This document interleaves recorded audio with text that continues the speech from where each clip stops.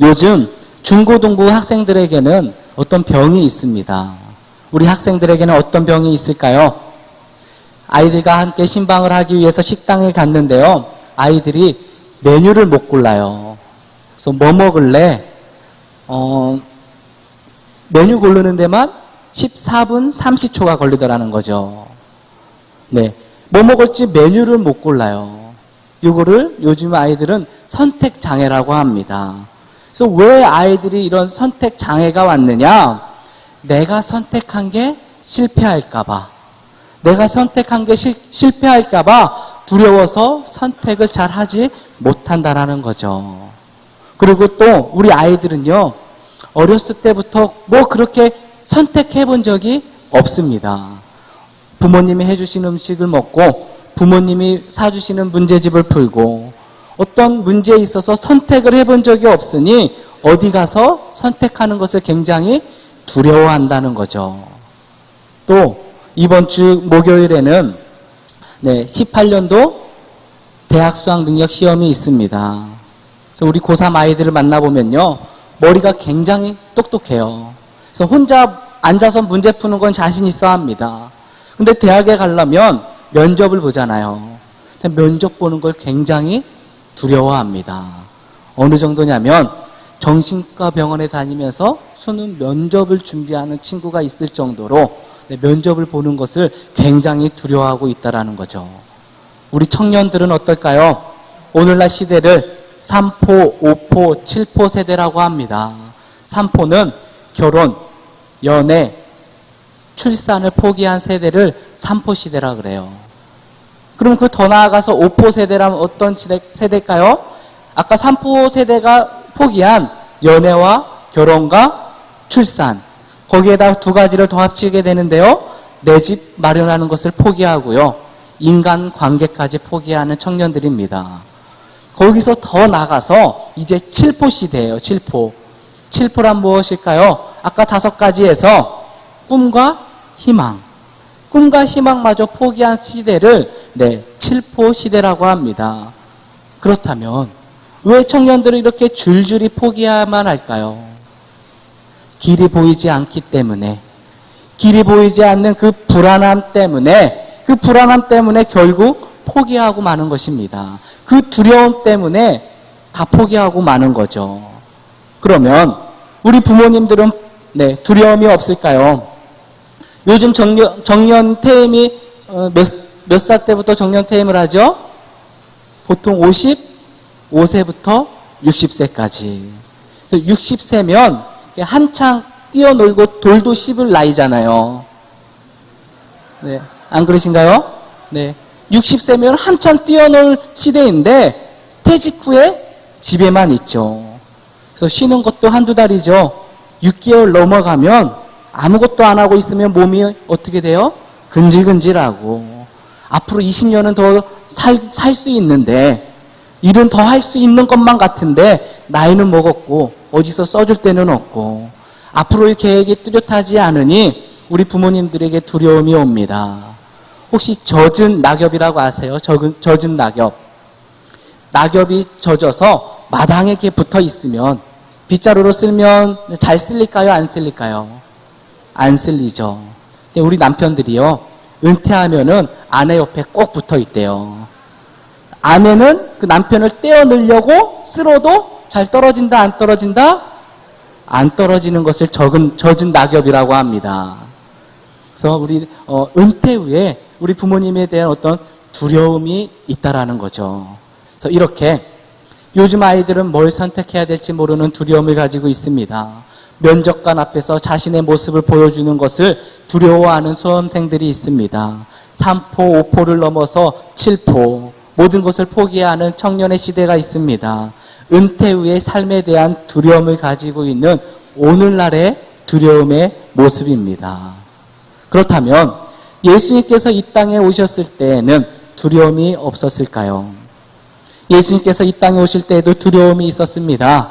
예수님께서 이 땅에 오실 때에는 헤롯이라는 왕이 베들레헴을 다스리고 있었습니다.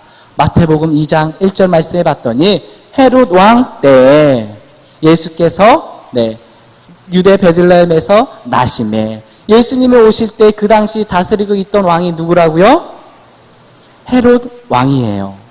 근데 이 헤롯 왕은 로마라는 나라가 그 유대 베들레헴을 다스리라고 세운 왕이었죠. 근데 이름만 왕이었지요. 네, 로마의 어떤 쫄병 왕, 로마의 꼬봉 왕이었다라는 거죠. 그래서 로마는 자기 말을 잘 듣는 놈이 나타나면 그 지역의 왕으로 세우고 말을 안 들으면 바로 자르는 정책이었습니다.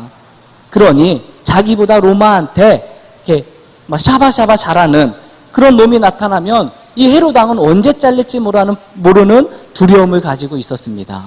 그래서 얼마나 마음이 두려웠으면 자기 아들이 왕의 자리를 넘본다고 불안해서 아들까지 죽인 왕이 헤롯 왕입니다. 그래서 오늘날이나 예수님께서 오신 그 시대나 똑같이 불안하고 똑같이 두려움을 가지고 있다라는 것입니다. 그러면 오늘 말씀은 그 두려움을 이기는 말씀입니다. 그 두려움을 이기는 말씀이 무엇일까요? 우리 18절 말씀입니다. 예수 그리스도가 나심에. 우리의 모든 두려움은 예수 그리스도가 나심에, 예수 그리스도께서 내 마음에 나실 때 모든 두려움은 물러가게 될 줄 믿습니다. 그래서 두려움을 이기는 말씀은 바로 예수 그리스도. 그래서 21절 말씀에 구원할 자이심이라. 예수님께서는 우리의 두려움으로부터 구원할 자이십니다. 23절 말씀, 하나님이 우리와 함께 계시니라. 두려움 속에서 나 혼자만 내버려 두는 것이 아니라 두려움 속에서 나와 함께 계시는 임마누엘의 하나님이 되어주실 줄 믿습니다. 그래서 예수 그리스도의 나심이 우리를 두려움에서 구원해 주시고 불안 속에서 우리와 함께 하시는 그 이름이 되실 줄 믿습니다. 그래서 그 예수 그리스도의 이름이 내 안에 들어온 그 순간 우리의 모든 두려움은 떠나가게 될 줄 믿습니다. 우리 모든 두려움이 떠나가게 될 줄 믿습니다. 도와주세요. 모든 두려움이 떠나가게 될 줄 믿습니다. 네. 그러면 그 예수 그리스도께서는 어떻게 이 땅에 오셨을까요? 오늘 두 가지 말씀을 통해서 은혜를 나누려고 합니다. 예수 그리스도께서 이 땅에 오실 수 있었던 이유, 첫 번째, 사랑과 용서가 있는 곳에 오셨습니다. 사랑과 용서가 있는 곳에 오셨습니다. 그래서 예수님께서는 사람의 몸으로는 남편 요셉과 아내 마리아의 몸에서 통해서 이 땅에 오셨죠. 근데 오늘 말씀해 봤더니요, 마리아는 아직 결혼하기 전인데 성령으로 임신을 하고 있었다라는 거예요. 결혼을 하기 전이라는 것은 아직 처녀라는 것이고, 그 당시 처녀가 임신했다는 것은 도저히 있을 수는 없는 일이었죠. 처녀가 임신했다는 것은 그 처녀가 가늠한 것이고, 가늠한 여자는 죄를 지었기 때문에 돌에 맞아도 되는 그런 시대였습니다. 자칫하면 아내 마리아가 죽을 수 있는 그런 상황 가운데 그의 남편 요셉은 이런 상황 가운데 어떻게 대처했을까요?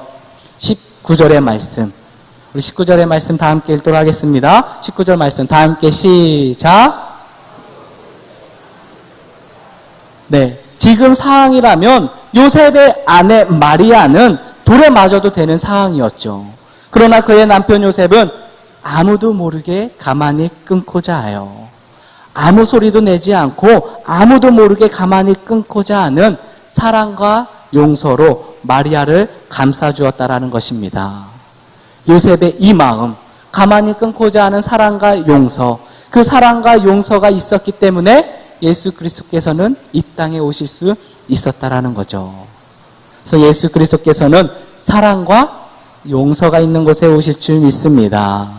그래서 우리의 모든 두려움에서 구원해 주시는 그 예수 그리스도, 사랑과 용서가 있는 곳에 오셔서 우리의 모든 두려움을 건져내 주실 줄 믿습니다. 우리 교회 안에 내 생각과도 다르고 서로 불만이 있고 또 서로 이해할 수 없는 사람이 옆에 있을 수도 있습니다. 그러나 그곳에 가만히 끊고자 하는 사랑과 용서가 있을 때 우리 교회 가운데 예수 그리스도께서 임하여 주실 줄 믿습니다. 우리 가정도 마찬가지죠. 남편은 아내의 모습을 볼 때, 아내는 남편의 모습을 볼 때 이게 다 만족스럽지 못하고 부끄러운 모습을 볼 때도 있고 수치스러운 모습을 볼 때도 있고 연약한 모습을 볼 때도 있습니다. 그러나 그때 가만히 끊고자 하는 사랑과 용서가 있을 때 그 가정 가운데 예수 그리스도께서 임하여 주실 줄 믿습니다. 사업장에서도 마찬가지죠. 사장과 직원이 있잖아요. 사장은 직원을 볼 때 다 만족스럽지 못하고 직원은 사장을 볼 때 불만이 많이 있을 것입니다. 그러나 서로가 가만히 끊고자 하는 사랑과 용서가 있을 때 그 사업장이 갖고 있는 두려움에서 구원해 주실 예수 그리스도께서 임하는 자리가 될 줄 믿습니다. 그래서 사랑과 용서가 있는 그곳, 사랑과 용서가 있는 그곳에 예수 그리스도께서 임하여 주실 줄 믿습니다. 우리는 예수님의 뜻을 따라 사는 성도입니다. 그래서 예수님께서는 십자가에 못 박혀 돌아가셨습니다. 우리를 대신해서 십자가에 못 박혀 돌아가심으로 그 사랑으로 우리는 살 수 있는 것입니다. 그래서 예수님께서 십자가에 못 박혔던 것처럼 우리 역시 십자가에 못 박는 것이 매일매일 십자가에 못 박는 것이 예수님의 뜻을 따라 사는 것입니다. 그런데요, 이 십자가는요, 나 혼자서는 도저히 못을 박을 수가 없습니다. 내 힘으로는 십자가에 못 박힐 수 없습니다. 누군가가 못을 박아줘야 되죠. 예수님께서는 로마 병사가 못을 박아주었습니다. 그래서 십자가는 내 힘으로 질 수 있는 것이 아니라 누군가가 못을 박아줘야지 질 수 있는 것이 십자가입니다. 그래서 나를 욕하고 비방하는 옆에 있는 사람이 내 오른손에 못을 박습니다. 나를 힘들게 하는 그 사람이 오늘도 내 발에 못을 박습니다. 나를 오해하고 인사도 받아주지 않는 그 사람이 내 옆구리에 창을 꽂습니다. 그럼에도 불구하고 사랑과 용서로 오늘도 눈물을 흘리면서 기도하면서 나를 더 십자가에 못 박습니다. 나를 욕하고 있는 그 사람 때문에, 나를 비방하고 있는 그 사람 때문에, 나를 오해하고 있는 그 사람 때문에 오늘도 내가 눈물로 십자가에 못 박을 수 있는 것 아니겠습니까? 그러니 나를 힘들게 하는 그 사람을 통해 내가 십자가에 못 박히고 예수님의 뜻에 따라 살게 해주시니 감사합니다. 그 사람을 보면서 원망과 불평과 불만이 아니라 감사의 입술이 흘러나오시길 소망합니다. 어떤 의미인지 아시겠어요? 십자가. 내 힘으로 도저히 박을 수 없는 것이 십자가입니다. 나를 힘들게 하는 그 사람이 오늘도 내 오른손에 내 왼손에 못을 박습니다. 그리고 나는 그 원수를 사랑하기 위해 오늘도 눈물로 기도하고 있습니다. 내가 십자가를 짐으로써 그 사람을 위해서 더 기도하고 있습니다. 그 사람 때문에 내가 예수님의 뜻에 따라 오늘도 살 수 있는 것입니다. 그렇기 때문에 나를 욕하고 또 나를 힘들게 하는 그 사람을 볼 때마다 똑같이 욕하는 것이 아니라 오늘도 예수 그리스도의 뜻에 따라 살게 해주시니 감사합니다. 그 사람을 보면서 감사의 입술이 되시길 주님의 이름으로 축원합니다. 구약 말씀에 보면요, 이스라엘의 2대 왕인 다윗 왕이 나옵니다. 이 다윗 왕은 시편의 많은 부분을 썼죠. 그래서 그 다윗이 쓴 시편을 보면 하나님이여 저 원수를 멸하여 주시옵소서, 원수가 행한 대로 갚으시옵소서. 다윗이 쓴 시를 보면 이런 탄식시가 굉장히 많이 있습니다. 다윗은 왕이었잖아요. 왕이면 자신의 원수를 자기 힘으로 해결할 수 있는 충분한 능력이 있습니다. 그러나 다윗은 왕이었지만 자기 힘으로 원수를 갚지 않았습니다. 다윗은 사람을 함부로 판단하지 않고 스스로 재판장이 되지 않았습니다. 사람을 재판하고 비판하고 심판하시는 재판장이 되어주시는 분은 누구십니까? 하나님이십니다. 하나님만이 사람을 재판하고 심판하고 판단할 수 있는 재판장이 되십니다. 근데 우리는 우리 스스로 재판장이 되어서 내 옆 사람을 함부로 재판하고 심판하고 비판하고 계신지 않으신지요? 하나님께서 하셔야 되는 일을 혹시 내가 대신하고 계시진 않으신지요? 하나님이 하시는 영역을 내가 함부로 침범하고 있지는 않으신지요. 우리가 할 수 있는 일은 재판장이 아니라 요셉과 같은 마음으로 원수가 있더라도 가만히 끊고자 하는 사랑과 용서. 그 사랑과 용서가 있는 곳에 예수님께서 오실 줄 믿습니다. 우리 다시 인사하도록 하겠습니다. 옆에 있는 우리 아내와 남편, 또 옆에 있는 우리 성도님과 인사하도록 하겠습니다. 사랑과 용서가 있는 곳에 예수님께서 오십니다. 네, 가만히 끊고자 하는 사랑과 용서. 우리 가정에, 우리 교회 가운데 가만히 끊고자 하는 사랑과 용서가 있어 예수 그리스도께서 임하는 자리가 되는 귀한 가정과 교회가 되길 주님의 이름으로 축원합니다. 이 첫 번째가 사랑과 용서가 있는 곳에 예수께서 오셨어요. 두 번째는 공감이 있는 곳에 오십니다. 우리 24절 말씀입니다. 24절 말씀 다 함께 읽겠습니다. 시작. 요셉이 잠에서 깨어 일어나 주의 사자의 분부대로 행하여 그 아내를 데려왔으나, 네, 아직 결혼도 하지 않은 아내 마리아가 임신을 했습니다. 마리아의 남편 요셉은 도저히 이해가 되지 않는 상황이었습니다. 그러나 남편 요셉은 자신의 기준에 이해가 되지 않더라도 주의 사자의 말씀대로 그 아내를 데려왔습니다. 그 아내를 받아주었습니다. 이 받아주는 마음을 오늘날 공감이라고 합니다. 그래서 내 머리로는 도저히 이해되지 않지만 받아주는 마음, 그 공감이 있는 곳에 예수님께서 오실 줄 믿습니다. 근데 오늘날 이 시대에는요, 서로에 대한 공감이 부족한 시대인 것 같습니다. 나만 잘 사면 되고, 나만 아니면 되고, 누구를 보살피고, 누구를 생각할 겨를이 없는 시대인 것 같아요. 그러니까 점점 딱딱해지고 있는 거죠. 누군가가 살짝 부딪히기만 해도 성질내고 짜증내고 점점 딱딱해지는 사회입니다. 그러나 이 딱딱한 것끼리 부딪히면 어떻게 될까요? 부러질 수밖에 없습니다. 안 부러지려면 어떻게 해야 될까요? 둘 중에 한 명은 받아줘야 되죠. 둘 중에 한 명은 말랑말랑해져서 딱딱한 것을 받아줄 수 있어야 합니다. 마리아의 남편 요셉은 사랑과 공감으로 받아주었습니다. 상대방이 딱딱하더라도 나는 말랑말랑해져서 다 받아주는 공감이 있을 때 그곳에 예수 그리스도께서 임하게 될 줄 믿습니다. 우리 교회 상황을 보면요, 매 주일 우리 교회 주차장은 꽉 찹니다. 2부, 3부 때만 되면 우리 교회 주차장이 꽉 차요. 한 300대 이상이 찹니다. 그래서 예배가 끝나면 차가 한 줄로 서서 쭉 내려가죠. 근데 한쪽에 주차장에 있는 차량들 때문에 두 차선이지만 한 차선밖에 이용하지 못합니다. 그래서 우리 교회가 끝나면 한 차선으로 쭉 내려가죠. 그러면 그 밑에 있던 올라오는 우리 동네 주민분들이 계시잖아요. 그 동네 주민분들은 우리 교회 차량이 다 내려가는 그 5분, 10분 그 밑에서 기다리고 있어야 돼요. 짜증이 날까요? 굉장히 짜증나죠.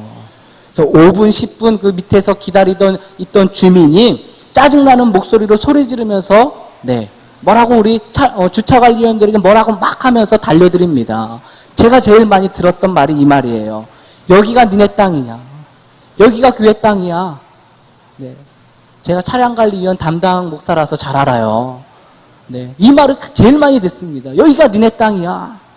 이럴 때 어떻게 해야 될까요? 그럼 여기가 아저씨 땅이에요? 그러면 어떻게 돼요? 싸우는 거예요. 둘 다 죽는 것입니다. 이럴 때는 어떻게 해야 될까요?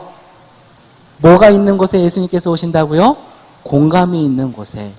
이럴 때는 똑같이 목소리를 높여서 싸우는 것이 아니라 공감을 해줘야 됩니다. 밑에서 오래 기다리느라 답답하셨죠. 밑에서 오래 기다리느라 짜증나셨죠. 저희도 빨리 뺀다고 빼는데 죄송합니다. 이 한마디. 그 동네 아저씨의 마음을 공감해 줄 수 있는 그 말 한마디면 오히려 화를 냈던 그 아저씨가 미안해서 다음부터는 빨리 빼주세요 하고 다시 돌아가게 됩니다. 그래서 공감이 있는 곳.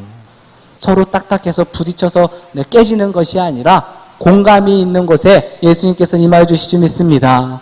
마태복음 2장 22절의 말씀입니다. 새 포도주를 낡은 가죽 부대에 넣은 자가 없나니 만일 그렇게 하면 새 포도주가 부대를 터뜨려 포도주와 부대를 버리게 되리라. 오직 새 포도주는 새 부대에 넣느니라 하시니라. 아멘.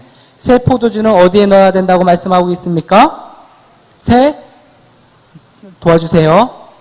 네, 새 포도주는 어디에 넣어야 된다고요? 네, 감사합니다.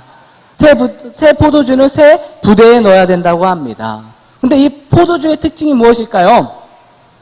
발효를 한다는 거예요. 오랜 시간이 있으면 부글부글 끓어서 발효를 합니다. 그래서 발효를 하면서 이 포도주의 부피가 점점 늘어나죠. 근데 이 점점 부글부글 끓으면서 이렇게 늘어나는 이 새 포도주를 헌 부대가 담고 있으면 그 부풀어 오르는 것을 감당하지 못하고 터져서 둘 다 쓸모가 없게 된다는 거죠. 부풀어 오르는 포도주를 담는 새 부대만이 그 부풀어 오르는 새 포도주를 넉넉하게 수용할 수 있습니다. 그렇기 때문에 예수님께서는 우리에게 새 부대가 되라고 말씀하고 있는 거예요. 부풀어 오르는 포도주를 넉넉하게 감싸줄 수 있는, 그것들을 다 받아줄 수 있는 새 부대가 되어라. 그래서 예수님께서는 우리에게 새 부대와 같은 마음으로 넉넉하게 다 받아줄 수 있는, 공감하는 새 부대의 사명을 우리에게 맡겨주셨습니다. 그래서 교회 안에서, 또한 속회 안에서, 또 찬양대 안에서 내가 있는 그곳 가운데 내가 담을 수 있는 그릇보다 더 부글부글 끓게 하는 사람이 있습니다. 내 속을 막 긁어놓는 사람이 있습니다. 막 부글부글 끓게 하는 성도님들이 있습니다. 그럴 때마다 예수님께서 말씀하신 새 부대가 되어서 그들을 넉넉하게 감싸줄 수 있는 그러한 새 부대의 사명을 감당하는 그 공감이 있을 때 이곳 가운데 예수 그리스도께서 임하여 주실 줄 믿습니다. 이제 2018년도 달력이 2장 남았습니다. 올해 한 해 동안 나를 힘들게 했던 사람이 있습니다. 나를 어렵게 했던 사람이 있고요. 내 눈에서 눈물 나게 했던 사람이 있습니다. 지금 성령님께서 생각나게 하시는 그 사람. 그러나 그 사람이 왜 그렇게 할 수밖에 없었나. 이해하고 공감하고 받아주는 새 부대와 같은 마음. 그 마음을 품을 때 우리 마음 가운데 예수 그리스도께서 임하여 주십니다. 그래서 요즘 읽은 책 중에서요. 정혜신 교수님이 쓴 책인데요. 당신이 옳다라는 책이 있습니다. 그 책 중에 에피소드가 하나 있는데요. 그 에피소드를 이야기하고 마치려고 합니다. 어려운 가정에서 자란 한 여자가 있었습니다. 그래서 어렵게 서울의 상경에서 직장도 잡고 어렵게 생활하면서 돈을 차곡차곡 모았어요. 근데 그 어렵게 모은 돈을 엄마가 돈을 빼앗아 가듯이 가져가면서 망나니 같은 오빠한테 갖다 줬다고 합니다. 그래서 이 여자는 너무 억울하잖아요. 어렵게 모았는데. 그래서 주변 사람들에게 나에게 이런 일이 있어서 나는 억울하다라고 했더니 주변 사람들이 하는 말이 이렇대요. 그걸 왜 뺏겨? 답답하다는 듯이. 그렇게 그걸 왜 뺏겨? 답답하다는 듯이 말하는 사람이 있는 반면 또 어떤 사람은 어머니가 오죽했으면 딸 돈을 가져갔겠니? 네가 이해해. 그냥 불쌍한 사람 도와줬다고 생각해. 둘 중에 뭐가 맞는 대답일까요? 도와주세요. 둘 다 틀린 대답이라는 거죠. 그 사람이 어떤 마음, 그 조언을 듣는 입장. 그 여자는요, 그걸 왜 뺏겨 답답해하면서 말하는 그 사람의 말이나 어머니가 오죽했으면 딸 돈을 가져갔겠니? 네가 이해해 라고 말하는 그 사람들의 말이 전혀 도움도 안 되고요. 전혀 위로도 안 되고요. 오히려 내 편이 없는 것만 같이 느껴졌다고 합니다. 그러면 이런 상황에는 어떻게 해야 될까요? 이런 상황에는 평가가 먼저가 아니라 조언이 먼저가 아니라 교훈이 먼저가 아니라 그 책에서는 느낌을 공감해 주라고 합니다. 공감. 그 사람이 그렇게 억울한 일을 당했을 때 어떤 마음이었을까? 배신당했다고 느꼈을 때 어떤 마음이었을까? 외롭고, 네, 가슴이 아팠겠죠. 네, 그걸 말해주라는 거예요. 아, 마음이 참 어려웠겠어요. 아, 정말 외로웠겠어요. 배신당한 것 같아서 마음이 답답했겠어요. 네, 어떤 조언이나 어떤 충고나 평가가 아니라 가장 먼저 그 사람의 마음을 이해해줘야 된다는 거죠. 그러면 그 말을 들었을 때, 아, 정말 외로웠겠어요. 참 힘들었죠. 그 공감되는 말을 들었을 때 이 여자는 내 감정을 공감해주는 사람을 만났다고 생각하게 되고, 또한 그 내 마음을 공감했던 사람을 만났다고 생각하니까 힘이 생기게 되고, 그렇게 생긴 힘 때문에 여유가 생기게 되고 어머니와 오빠를 이해할 수 있는 힘이 생기게 된다는 거죠. 충고가 먼저가 아니라 너 그렇게 해, 그렇게 생각해, 내 생각을 전해주는 것이 아니라 그 사람의 마음을 공감해주는, 그 공감이 있을 때 한 사람을 살리게 될 줄 믿습니다.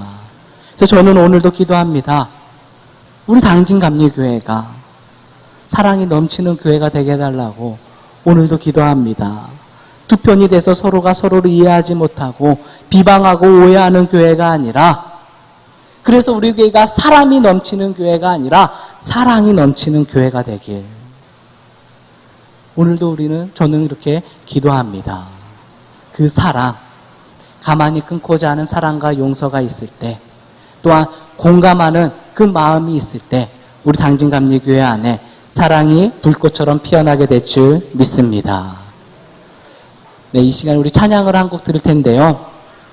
교회라는 찬양입니다. 교회. 그래서 어제 이 말씀을 놓고, 네, 개인 기도실에서 말씀을 놓고 기도하러 내려가야지 하고 그곳에 가서 1시간 동안 이 찬양만 울면서 들었어요. 우리 성도님들 이 찬양, 이 가사를 음미하면서 들으시면 더욱 좋을 것 같습니다. 네, 우리 교회라는 찬양인데요. 다 함께 이 가사 다 함께 찬양하도록 하겠습니다.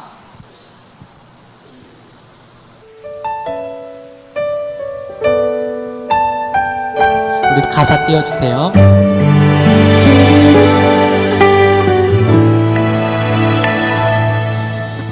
사람이 넘치기보다 사랑이 넘치는 교회, 섬김을 원하기보다 섬김의 기쁨 알아가는 교회, 세상이 주목하기보다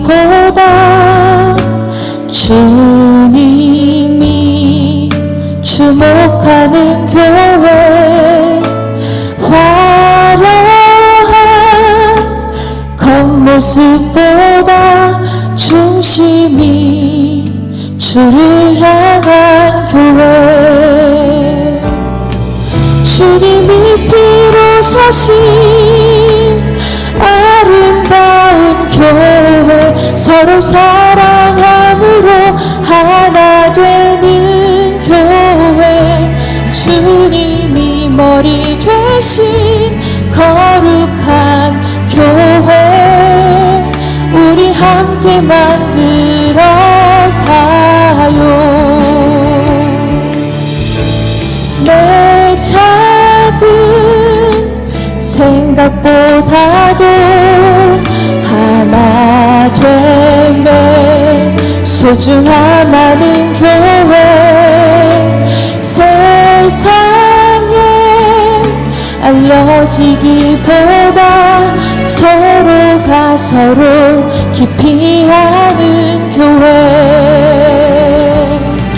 주님이 피로 사신 아름다운 교회, 서로 사랑함으로 하나 되는 교회, 주님이 머리 되신 거룩한 교회,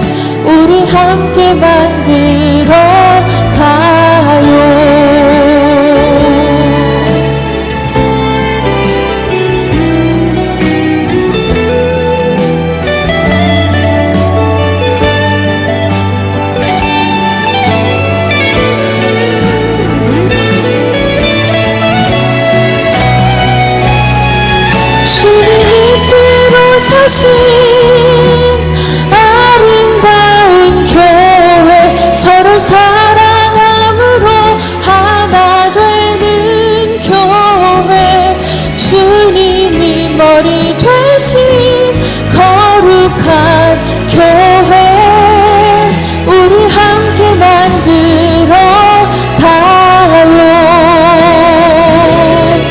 주님이 비로 사신